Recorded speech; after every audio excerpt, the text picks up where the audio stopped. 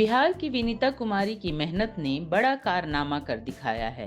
उन्होंने बिहार की एक पारंपरिक कला पिड़िया लेखन कला को वैश्विक पहचान दिलाने में अहम भूमिका निभाई है। उनके समर्पण के बूते कभी गांवों की कच्ची दीवारों पर उकेरी जाने वाली पिड़िया लेखन कला आज वैश्विक पहचान की दहलीज पर खड़ी है।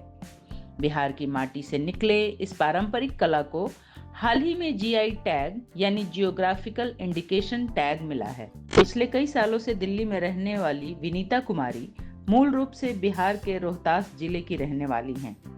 गांव छूटा लेकिन अपनी मिट्टी और लोक परंपरा से विनीता ने नाता नहीं टूटने दिया।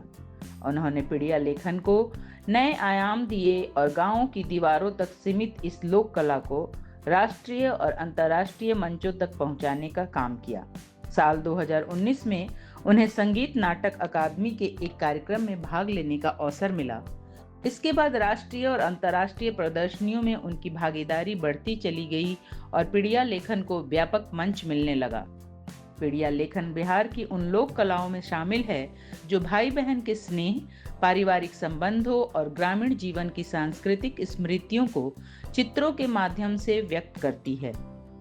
गांव में महिलाएं त्योहारों और विशेष अवसरों पर मिट्टी और गोबर से लिपी दीवारों पर प्राकृतिक रंगों से सूर्य, चंद्रमा, पेड़ पौधे, पक्षी, डोली और मानव आकृतियां बनाती रही हैं। ये चित्र केवल सजावट नहीं बल्कि लोक जीवन के जीवंत दस्तावेज हैं। बता दें कि किसी उत्पाद को जीआई टैग मिलने पर किसी कला, वस्तु या उत्पाद और उसके उत्पादक को बेहतर दाम और पहचान मिलती है।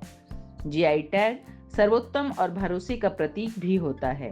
पिड़िया लेखन को जीआई टैग दिलाने की यात्रा में सबसे पहला योगदान विनीता के पति भुवनेश्वर भास्कर का रहा।